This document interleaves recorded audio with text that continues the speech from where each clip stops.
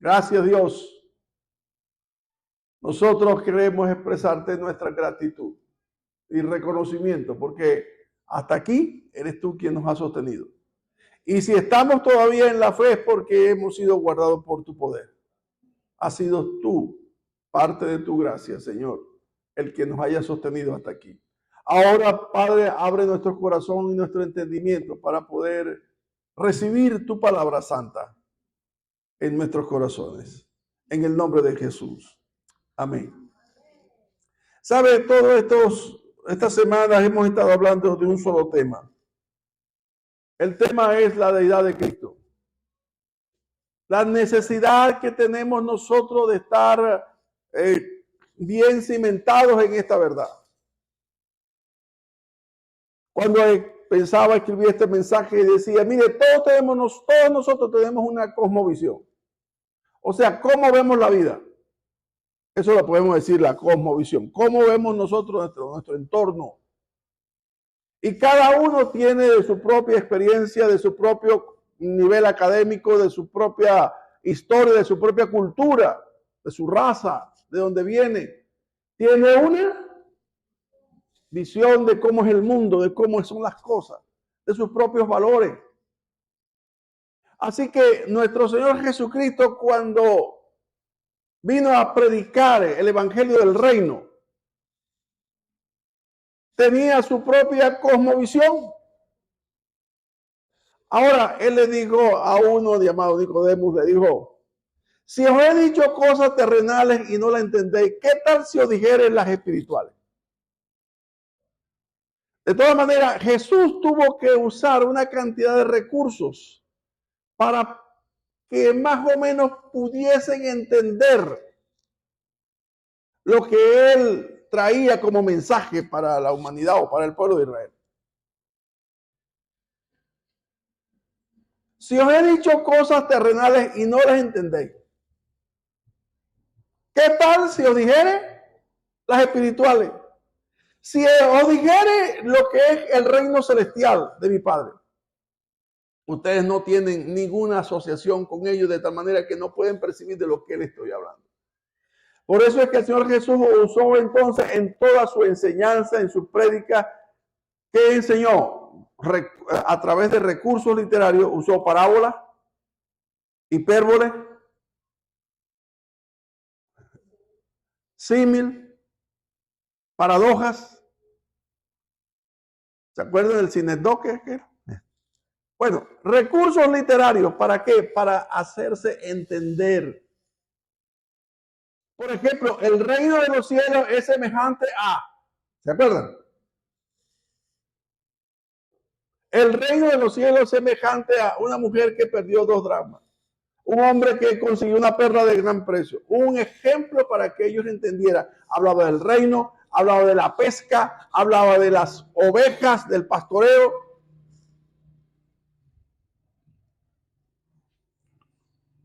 ¿Cómo hacer entender cosas que para el hombre común no es fácil entender?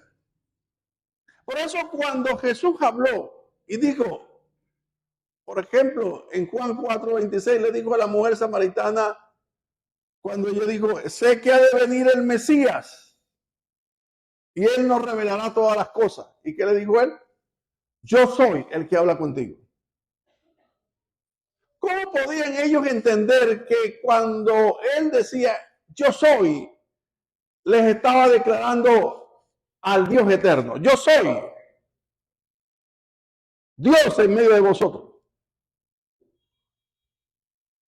Por eso es que ellos no podían entender y por eso tomaban piedras. Vimos en el capítulo 8, en el capítulo 10 que tomaban piedras para apedrearlo. ¿Por qué?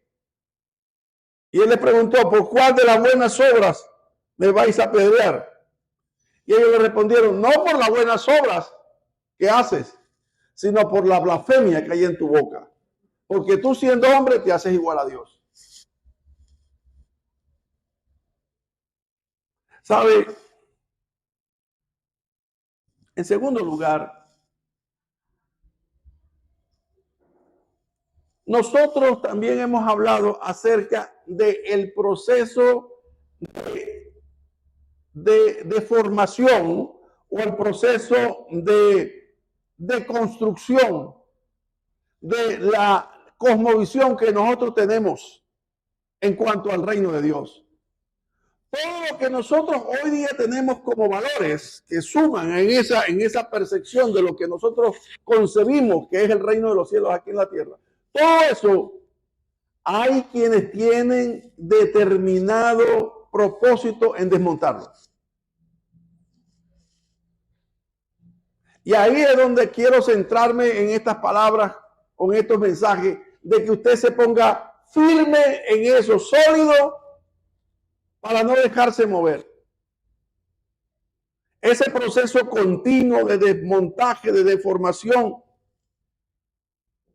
lo hacen de una manera subliminal. Le voy a poner un ejemplo. Sencillo. ¿Quiénes son de los años 60, por ejemplo? Los años 70. Nacieron en esa época o fueron adolescentes en esa época. ¿Quieren comprar aquellos pantalones, aquellos blue jean Lee o Lloyd? ¿Se acuerdan? Que costaban 50 bolívares, ¿se acuerdan? Que más o menos como a la décima lavada que se aflojaban. Porque eran como un cartón, parecía un robot que caminaba. ¿Se acuerdan o no se acuerdan? Ok. Ya veo que se acuerdan. ¿Qué pasó después de esos cartones blue jean que eran azul oscuro? Después vinieron los prelavados. ¿Se acuerdan? Sí. Ya no eran azul marino, sino azul celeste. ¿Ok? ¿Y qué vino después de los azul celeste? Bueno, que lo metían en una secadora con unas piedras para hacerlo suave. ¿Se acuerdan? Y tenían algunos, en Maracaibo decimos ruñidos. ¿Cómo se llama? Algunas ruido.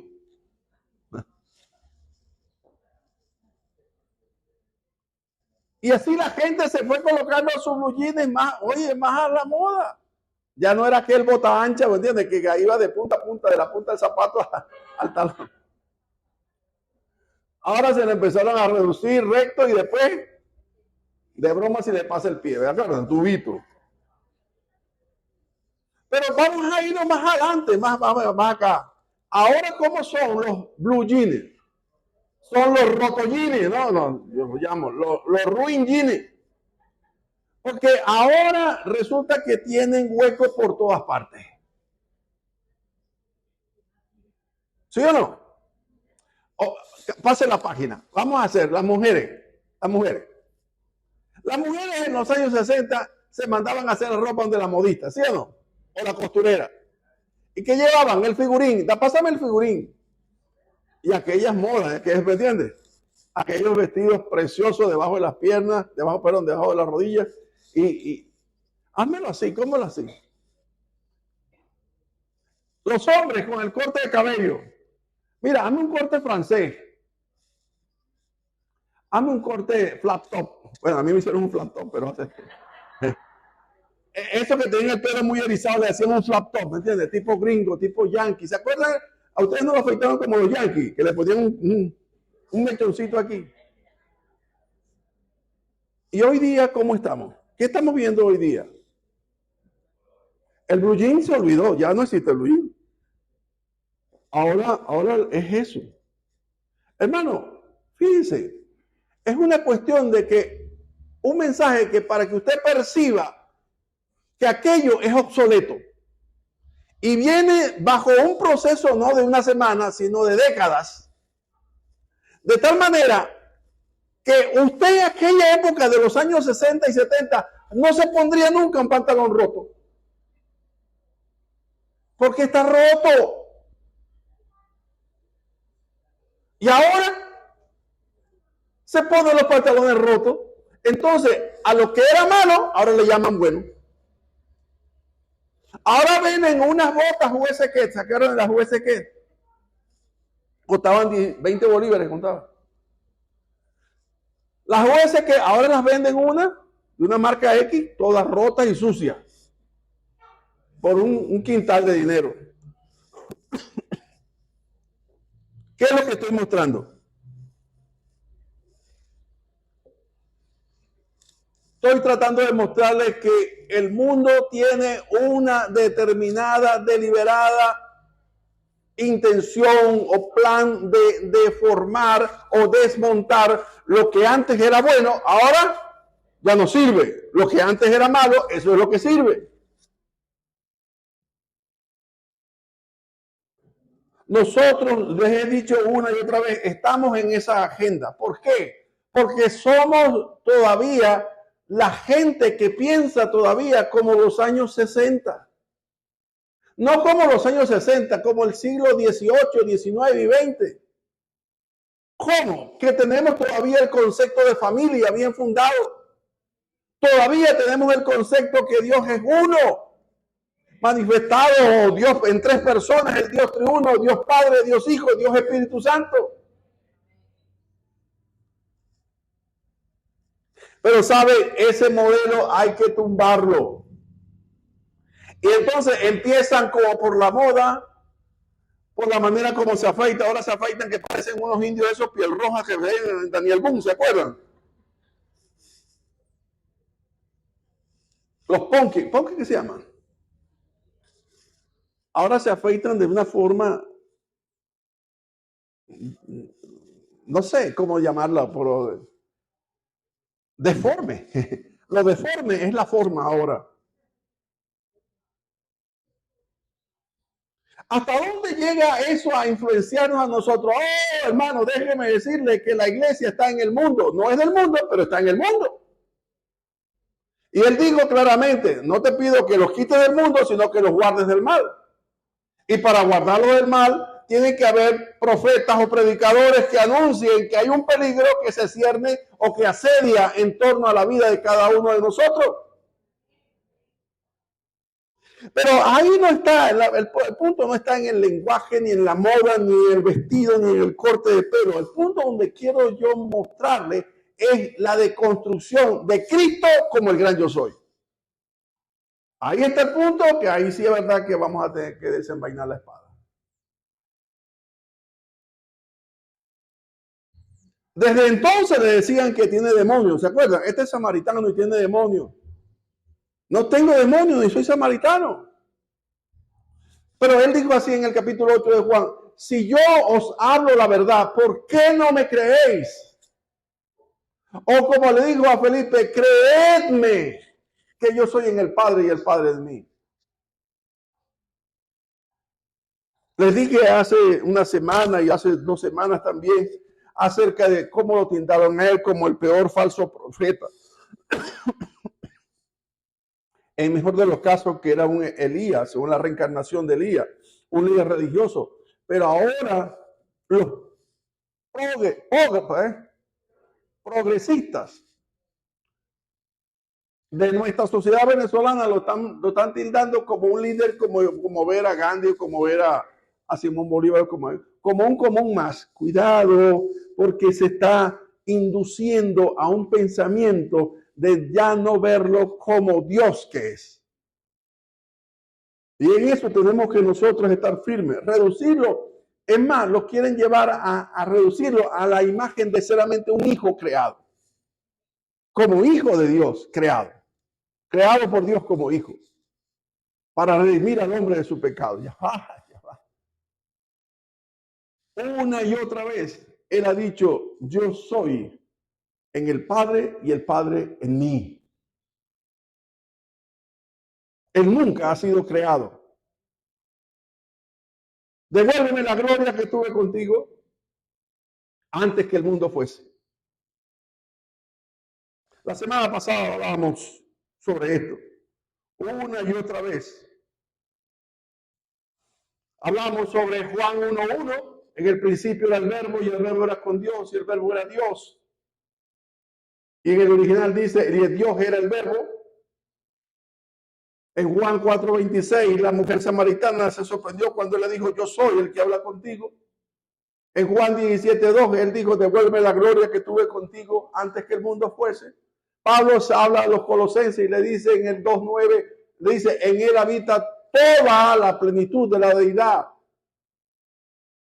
En Isaías dice el profeta en el capítulo 9, verso 1, y Él es Dios eterno, Padre, príncipe de paz. Lo dilatado de su reino no tendrá fin.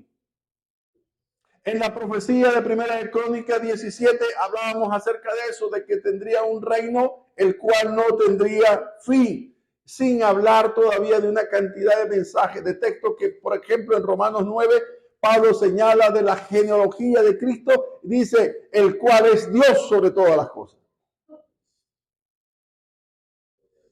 Hermanos, amados, no sé cuál es la cosmovisión que usted tiene de los tiempos que estamos viviendo. No sé cómo ve, si su mundo es pequeño, es grande, es universal. ¿Cómo ve hoy día las cosas? Pero quiero levantar la voz y anunciarles del peligro que se cierne sobre la iglesia en la figura de Cristo. ¿Quién es el pilar fundamental de nuestra fe? No es la resurrección de Cristo. ¿Por qué Pablo dijo allá en 1 Corintios 15, si Cristo no ha resucitado, vana es nuestra fe? Todavía estamos en nuestros delitos y pecados, todavía estamos bajo condenación. Mas ahora Cristo ha resucitado, primicia de los que duermen.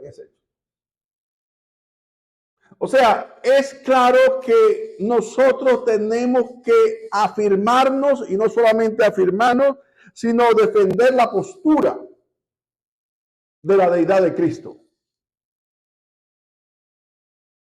Por eso hoy quiero compartir con ustedes estos puntos. Primero,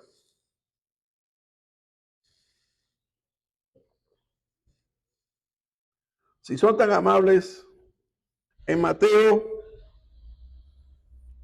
capítulo 1, Mateo capítulo 1, vamos al verso 18. Mateo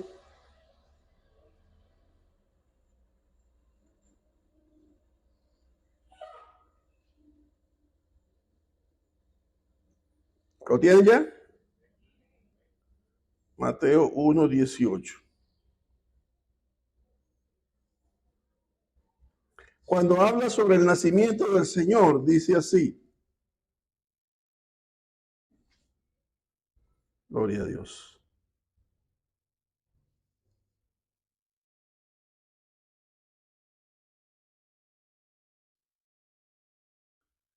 Estando desposada María, su madre, con José, antes de que se juntasen, tuviesen intimidad, se halló que había concebido el Espíritu Santo. José, su marido, como era justo, no quería infamarla. Quiso dejarla secretamente, y pensando él en esto, he aquí el ángel del Señor se le apareció en el sueño y le dijo, José, hijo de David, no temas recibir a María tu mujer, porque en ella, lo que en ella es engendrado del Espíritu Santo es, y darás a luz un hijo, y llamarás su nombre Jesús. Porque él será ¿quién? El Salvador.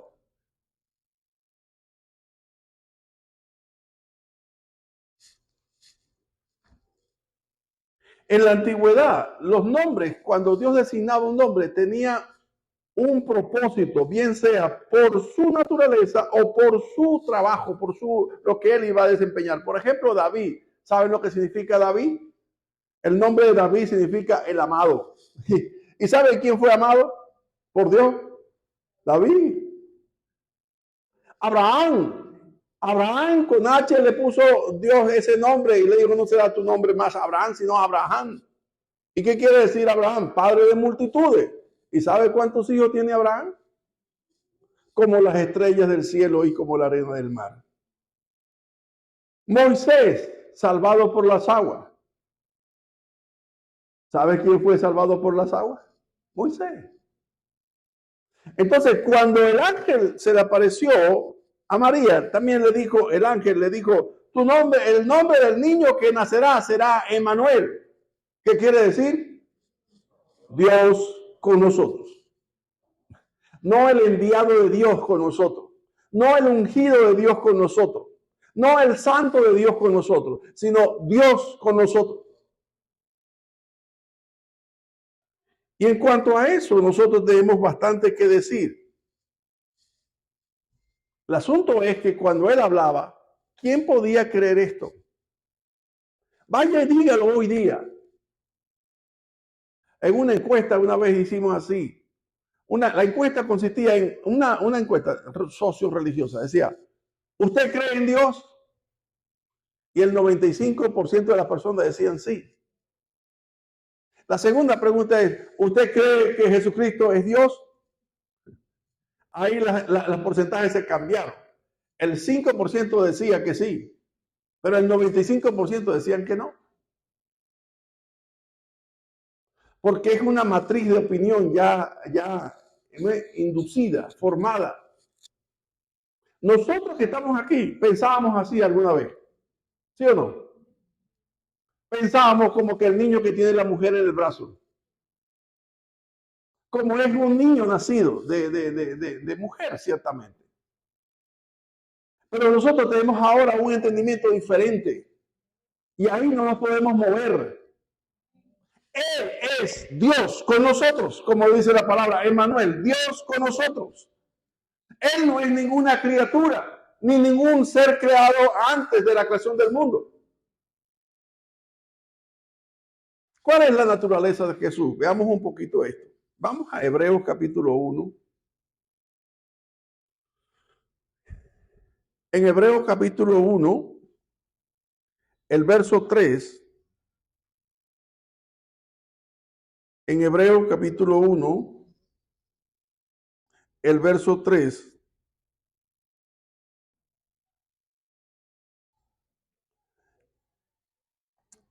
Cuando el escritor habla sobre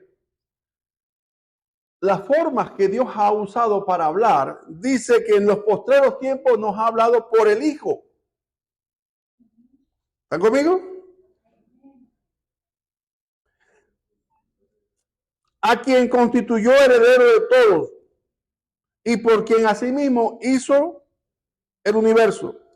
Ahora bien, dice, el cual, hablando del Hijo, siendo el resplandor de su gloria y la imagen misma de su sustancia, quien sustenta todas las cosas con la palabra de su poder. Deténgase ahí, por favor, y vamos a analizar estas dos declaraciones. La primera es, siendo el resplandor de su gloria. ¿Qué significa? ¿Qué significa ser el resplandor de su gloria? Mire, yo voy a decir así. Por ejemplo, cuando uno va a Éxodo 34, 35, encontramos que cuando Moisés bajaba del monte Sinaí, su rostro, ¿qué pasaba? Resplandecía. ¿Por qué?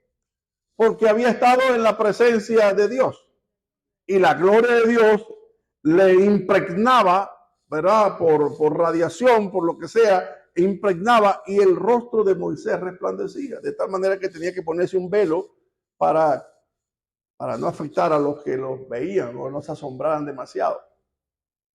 Cuando dice que es luna llena, ¿qué decimos que hace la luna? Resplandece, ¿verdad? Pero en ambos casos, ni Moisés ni la luna resplandece por resplandor o por gloria propia, sino que una es la de Dios y otra es la gloria del sol. ¿Me entiendes? Que se refleja sobre la luna y decimos, estamos en luna llena. Igualmente nosotros cuando van a la playa y se ponen al sol, ¿cómo están en la noche? Parecen un tizón, ¿verdad? Los negros nos ponemos azules y los blancos se ponen rojos. Estamos resplandeciendo porque fuimos expuestos a eso. Pero déjeme acotarle lo siguiente. Cuando dice aquí la palabra resplandor de su gloria, no está hablando de la gloria que le pertenece al Padre, sino la propia gloria que Él tiene con el Padre. ¿Lo ven? Por eso Él dijo, devuélveme la gloria que tuve contigo antes que el mundo fuese. Entonces, la esencia de Jesús es que Él tiene la misma gloria que tiene el Padre. Si tiene la misma gloria que tiene el Padre, entonces su naturaleza es idéntica a la naturaleza del Padre. En segundo lugar, es la imagen misma de su sustancia. Si usted va y saca una fotocopia, es una copia fiel exacta de aquello que tomó como modelo, ¿sí o no? Pero en nada tiene que ver la sustancia o la esencia o el carácter de la fotocopia con el objeto copiado, porque esta es una tinta. ¿Sí me explico? Aquel puede ser una policromía y usted lo saca en blanco y negro y es idéntico, pero en sustancia es totalmente diferente. Bueno, aquí está hablando que es la imagen misma de su sustancia, o sea, de su esencia, o sea, de su carácter. El que me ha visto a mí, ha visto al Padre. Todo el carácter de Cristo es el reflejo del carácter, de la gloria del carácter del Padre. Por eso dijo Pablo, en Él habita corporalmente toda la plenitud de la deidad. Todo el amor de Dios ha sido manifestado en quién? En Cristo. El perdón de Dios ha sido manifestado en quién? En Cristo. La misericordia de Dios que es desde la eternidad hasta la eternidad ha sido manifestado en quién? En Cristo. La compasión ha sido manifestada en Cristo. Cristo es el resplandor de la gloria de Dios y la imagen misma de la sustancia de Dios. Ese es el Cristo a quien nosotros tenemos que no defender, sino defender nuestra fe en Él. De que no es un ser creado, que su naturaleza es exactamente como Dios. En primer lugar, o en tercer lugar, uno es eterno. Lo dijimos ya, antes que Abraham fuese, yo soy. Y la gloria que tuve contigo antes que el mundo fuese, habla de la eternidad. Pero también primera de Juan 1:1 dice, en el principio es el término de la eternidad. Para acotarlo le ponen en el principio, pero si usted va al original, usted va a encontrar que esa es la expresión de la eternidad. Desde la eternidad era el verbo y el verbo era con Dios. Segundo, omnipotencia. Dice Juan en el capítulo 1, verso 3, por Él fueron hechas todas las cosas y sin Él nada de lo que ha sido hecho fue hecho. Entonces Jesús es omnipotente. También es omnipresente. Aún estando en un cuerpo humano, es omnipresente. ¿Se acuerda cuando Jesús dijo allí en el capítulo 14, voy pues a preparar lugar para vosotros y vendré otra vez y os tomaré a mí mismo? ¿Van conmigo? ¿Para qué? Para que donde yo estoy, vosotros también estéis. Su eternidad lo dijo también allá en Mateo 28. Dice, y he aquí yo estoy con vosotros todos los días hasta el fin. Es un presente continuo. O sea, nadie puede hablar así. Yo hablaría así. Y he aquí yo estaré con vosotros hasta el fin. ¿Sí? Y vendré otra vez, yo estaré a mí mismo para que vosotros estéis conmigo allá cuando lleguemos allá. Pero no, él dijo, he aquí. Vendré otra vez, yo tomaré a mí mismo para que donde yo estoy, pero si estás con nosotros aquí, no, para que donde yo estoy, vosotros también estéis conmigo. Es omnisciente. Juan capítulo 2, verso 25 dice que nadie tenía que darle testimonio de los hombres a Cristo porque él sabía lo que hay en el corazón del hombre. Juan capítulo 2, versículo 25. Así que es omnisciente. Estas tres características intransferibles le pertenecen ¿a quién? A Dios. Pero Cristo está manifestando, Él tiene exactamente eso. Tiene el poder para amar. ¿Sabe? A mí me encanta predicar sobre esta palabra ágape. Porque el género humano, la humanidad, jamás conoció qué significa ágape. Jamás tuvo ni siquiera la más remota idea qué significaba ágape. Hasta que en alguna oportunidad empezaron a escribir, porque de tal manera amó Dios al mundo. Ágape. Porque Dios es amor. Ágape. Hermanos, amémonos unos a otros. Agapémonos unos a otros. Porque Dios es amor. Ese ágape es el amor que ha sido derramado en nuestros corazones por el Espíritu Santo. Ese amor es el que usted no sabía que existía, ni yo sabía que existía. Pero ese amor solamente reside en Dios, el cual puede amar sin que haya una condición que prele. No había una condición que prele. Yo puedo amar a mi mamá porque es mi madre, y mi madre me ama porque soy su hijo, ¿sí? Hay un filio. O yo puedo amar a mi esposa porque es mi esposa, y mi esposa me puede amar a mí porque soy su marido. Hay un eros. Pero el ágape no existía. Déjeme decirle, Dios le ama con amor ágape. Porque a Él no le importa la miseria de su condición. No le importó el que nosotros seamos escoria para entonces Él venir y derramar su vida por nosotros. Él mostró el ágape. Él vino a dar el zoe de Dios. ¿Sabe esa otra palabra griega que tampoco conocíamos? Zoe. El zoe tiene un solo sujeto, es Dios. La vida que está en Dios. Nosotros tenemos bio, pero Él tiene zoe.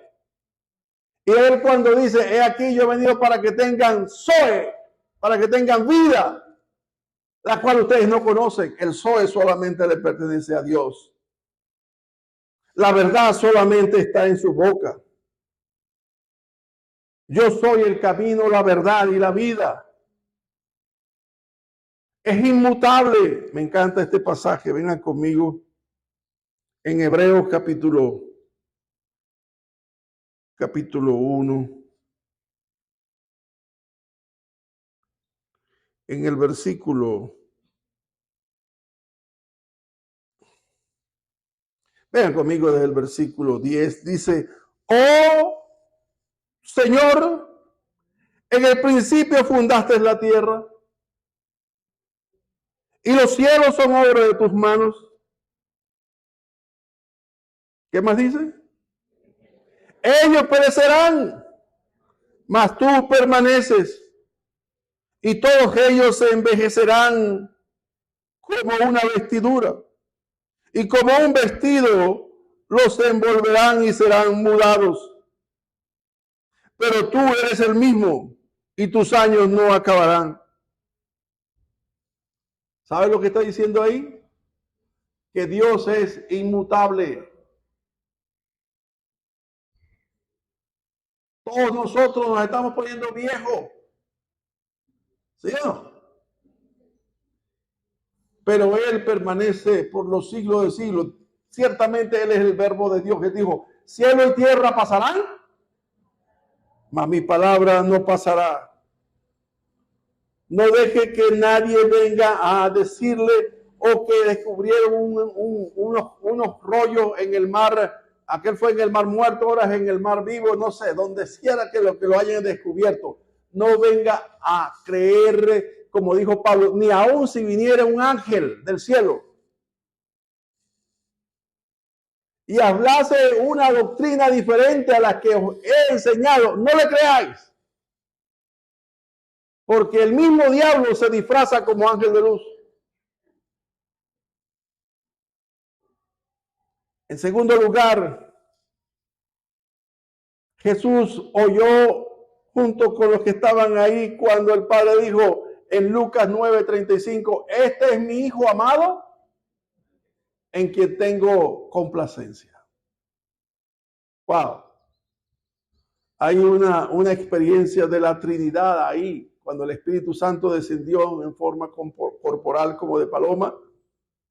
La condición de hijo de Jesucristo Vino a modelar. ¿Sabe? Usted estudia el Evangelio de Juan, usted busca un estudio del Evangelio de Juan y va a encontrar que todo el Evangelio de Juan, todo, nunca va a hablar de Cristo como el último punto del mensaje de la semana pasada. ¿Se acuerda que el último punto de la semana, del mensaje de la semana pasada hablábamos acerca de Juan capítulo 1, versículo 12? A los suyos vino y los suyos no le recibieron, mas a los que le recibieron les dio la potestad de ser hechos hijos de Dios.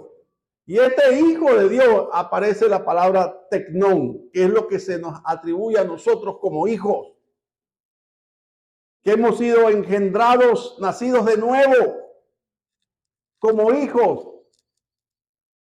Pero nunca aparece tecnón para la persona de Cristo, sino juío. Juío es el hijo también, pero el que refleja el carácter del Padre. El que me ha visto a mí, ha visto al Padre. No corporalmente, sino vean mis obras, creen de mis palabras. El centurión en Mateo 27:54, luego que vio aquel terremoto y las cosas que habían sido hechas, Mateo 27:54, temieron de gran manera y dijeron, verdaderamente este era judío de Dios. Y hay un pasaje que me da mucho gusto mostrarlo. Y es como dice en Juan capítulo 1, versículo 18. A Dios no le ha visto nadie jamás. El unigénito hijo que vive en el seno del Padre, él le ha visto y le ha dado a conocer. ¿Está conmigo? En Juan capítulo 1.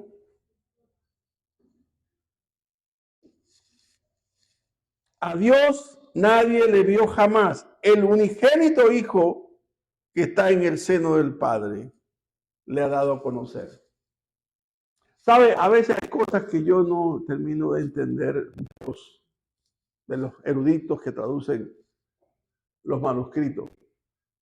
Pero yo siempre les he dicho, no se conformen con lo que está escrito, amado. Vaya a los manuscritos. Vaya a la Biblia Internacional de Tischendorf, que es la que recomiendo para que usted vea cómo se escribe en el original traducido al español, pero se escribe en griego. Y cuando usted ve ahí unos numeritos, ese es un diccionario. Puede buscar el diccionario Strong o el diccionario Vine. Cualquiera de los dos le puede dar una explicación más exhausta, más exhaustiva, más detallada. ¿Por qué? Porque hay algo interesante que aquí sucede. Uno, por ejemplo, en Juan 1:1, cuando nosotros leemos en el principio era el verbo y el verbo era con Dios, no dice en el original y el verbo era Dios, sino dice y Dios era el verbo. Hablando de esa unidad con Dios. Pero aquí, en este pasaje de Juan 1:18, dice, en el original dice, y el unigénito Dios le ha dado a conocer. ¿Por qué? ¿Por qué? Porque el que nació de María es el único, unigénito, único. Pero lo vemos como el Hijo de Dios único. No, veámoslo como el Dios único manifestado en carne. ¿Si lo ven la diferencia? Dios se ha manifestado en carne. Y era necesario porque dice la palabra de Dios que no habría remisión de pecados sin derramamiento de sangre. Él vino a dar su vida por ti y por mí. Para que hoy día nosotros estemos firmes en esta fe y no nos dejemos mover por nadie. Y en tercer lugar, ¿cómo debemos entonces, pastor, dirigirnos a Él? ¿Sabe? Esto es algo que yo he enseñado aquí por mucho tiempo. No ore, no, por favor, no ore a Dios sin hacerlo antes o después en el nombre de Jesús. ¿Sí ven? Y todo lo que pidieres al Padre en mi nombre, En mi nombre. El problema es que nosotros usamos el nombre de Jesús como Jesús. Cuidado con un cliché. Oramos y le pedimos a Dios en el nombre de Jesús. Está refrendado. Cuidado. Porque el nombre de Jesús es más que Jesús. En el nombre de Jesús quiere decir que Él aprueba lo que estoy pidiendo. En el nombre de Jesús estoy hablando en el carácter de Jesús. O sea que lo que estoy pidiendo es conforme a su carácter. Tenemos que tener cuidado. Porque ¿cómo nos dirigimos a Él? Yo voy a decirle algo quizás para algunos pueda parecer nuevo. Pero pudiéramos decirle a Él, como dijo Tomás, Señor mío y Dios mío. Padre, oro a ti en el nombre de mi Señor y Dios Jesucristo. ¿Sabe por qué? Porque cuando usted declara que es Señor, usted está diciendo, Él es mi amo, mi rey. Me someto a Él. Pero cuando usted está diciendo que además es su Dios, está diciendo que es su Salvador. En el nombre de mi Señor y Dios, Jesucristo. ¿Sabe? A veces nosotros basamos eso con mucha liviandad. Muchos le he dicho, no oren simplemente sin antes poner en su oración en el nombre de Señor Jesús. Porque digo, todo lo que pides al Padre en mi nombre. No pidáis nada si no es en el nombre de Él. Ahora, no es simplemente decir Jesús, sino decir quién es Jesús para mí. ¿Quién es Jesús para mí? Mi Señor y mi Dios. Señor y Dios. ¿Sabe? Yo le voy a decir algo. Usted va a tener una experiencia diferente si pone atención y no hace caso omiso a lo que le estoy diciendo. Porque cuando usted ore, no lo va a decir tan rápido en el nombre de Jesús, sino se va a detener, va a hacer una pausa y va a decir, en el nombre de mi Señor y Dios Jesucristo, pongo delante de ti mi necesidad. Amén. Bueno, y hermano, ahí quedamos, son las 11:08, nos pasamos 8 minutos, pero vamos a orar para que ya esto quede bien refrendado en nuestros corazones y nadie nos mueva ni a izquierda ni a derecha. Amén. ¿Sabe, hermano? Estuvimos esta semana pidiendo una ofrenda para la esposa del profesor Alfredo, una hermana que se le reprodujo el cáncer después de más de 20 años. Y sabe lo costoso que es ese tratamiento. Así que si alguien, Dios pone en su corazón dar alguna ofrenda, mi esposa va a ser la receptora y la mensajera de llevar esa ofrenda de amor hacia ellos. Pongámonos de pie y vamos a nuestra escuela dominical, pero antes oremos. Amado Padre Celestial, Señor, yo sé que nuestra manera de ver las cosas es muy pequeña, porque nuestros pensamientos son terrenales y los tuyos son celestiales. Y así como distantes son los cielos de la tierra, así son nuestros pensamientos de tus pensamientos. Pero tú has querido revelarte a nuestras vidas y abrir nuestro entendimiento, quitar el velo que nos cubría en ignorancia y mostrarte a nosotros en la persona de tu Hijo amado Jesús, a quien exaltamos y a quien adoramos como nuestro Dios. Padre, en el nombre de nuestro Señor y Dios Jesucristo, nosotros te agradecemos tanta bondad para con nosotros. Ruego en esta hora que tú afirmes en nuestros corazones esta convicción, para que el mundo, con todas sus artimañas y sus dardos de fuego, encuentre un escudo de acero en nuestros corazones, que es impenetrable. Despídenos ahora de nuestra escuela dominical y usa a cada maestro, Señor, para la gloria de tu nombre. En Cristo Jesús. Amén y amén.